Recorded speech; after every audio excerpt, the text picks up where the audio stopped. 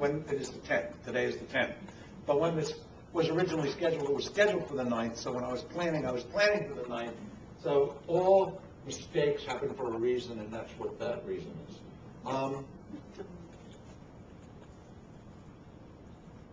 I didn't realize we had a build here. Okay. Let me build it all up.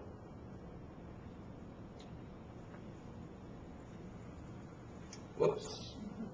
Okay. These are the big things that are going on that have really nothing to do with book publishing. I mean, book publishing is just caught in these things, along with a lot of other publishing. In the 20th century, consumer media was format specific. That is to say, the New York Times didn't do magazines. Newsweek didn't do books, except perhaps do a deal through a book publisher. The TV, radio, magazines, books, newspapers were all published by publishers that were dedicated to the format. That was the nature of things, because you had to build a capital-intensive system to put out things in a format and to distribute things in a format. In the 21st century, that's no longer true, because as long as our interaction with our end user isn't through files, then the files can be anything. The files can be to be read, to be viewed, to be listened to, or they can be software, or they can be games. So once you've changed the transaction with the customer or the user from being one where you're giving them something physical, which locks you into a format, so you're giving them a file through whatever means you give them a file, that opens up the media.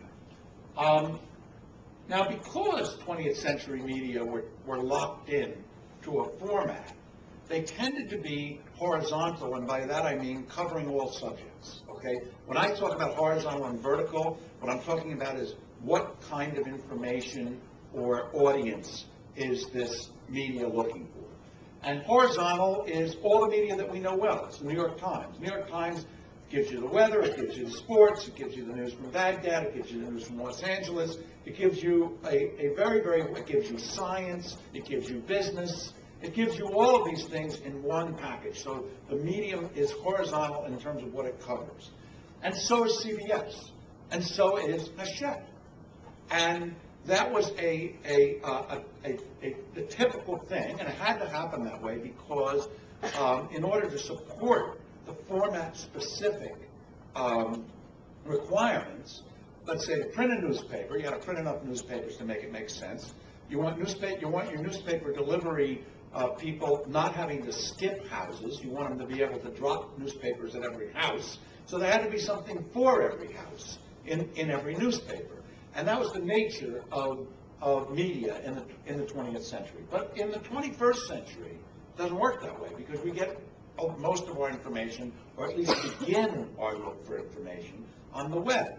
And that means that we search by a subject, which is what I would define as vertical, and you can go as deep and as long and whatever that subject is as you want to.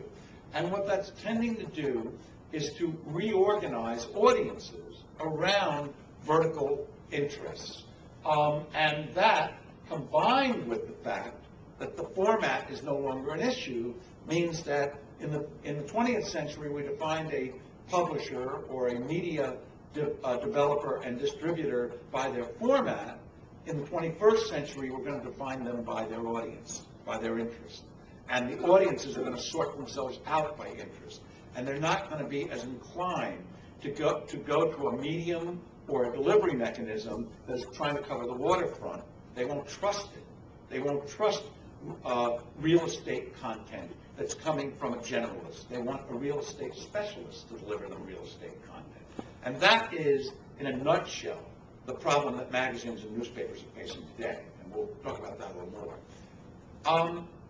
But the biggest change that we're dealing with, and the change that really is going to turn everything upside down, and which requires people who work in book publishing to be thinking about how are they going to create a career, or newspaper publishing for that matter, how are you going to create a career that lasts long enough to be called a career. In the 20th century, the content that was available was relatively scarce, because in order for content to become available required some very capital-intensive work.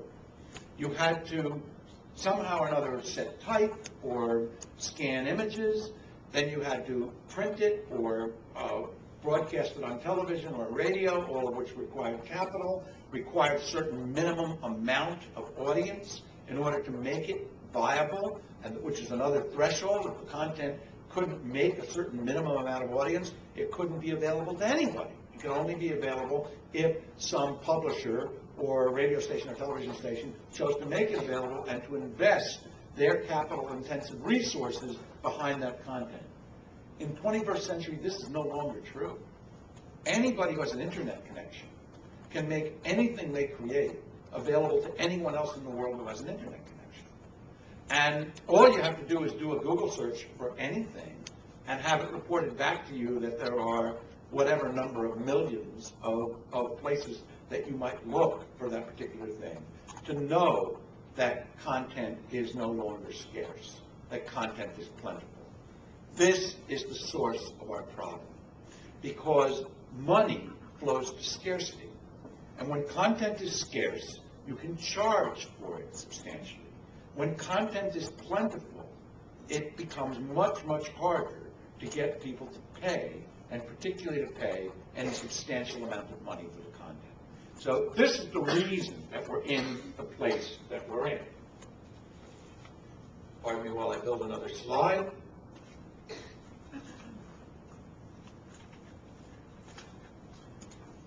So this is what I believe these changes that I was talking about on the first slide mean to book publishing. First of all, nobody really cares about format anymore, right? I mean, you want to know the story of the 1958 World Series, whether you get that, whether that content that you're probably going to look at on the web came from a book, or whether it came from somebody's magazine article, or whether it came from a blog post somewhere. It's all pretty much the same to you.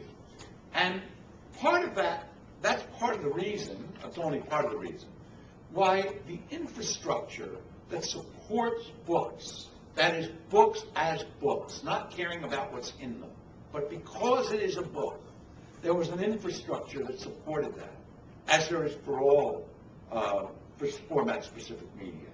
And that infrastructure is disintegrating. And that is the problem for book publishers in a nutshell. So it doesn't matter, we can talk about any of these things.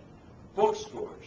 Got into a dialogue yesterday on an email list I'm on about bookstores, because one of the things about being a quote-unquote professional futurist is that you really have to think hard about what you believe will happen, not what you want to happen. And most people, and I think professional futurists are as subject to this human problem as all other humans, prefer to see a future that looks desirable. So there's a very smart publisher whose name I won't mention because I don't want to disparage him, and I'm going to say something disparaging about something he says. A very smart book publisher who describes a world that he sees 10 or 20 years from now that's not only loaded with bookstores. People are riding bicycles everywhere instead of riding cars. People are reading more and more novels. I mean, this is the world this guy wants to see. So it's the world that he does see. We have a real change.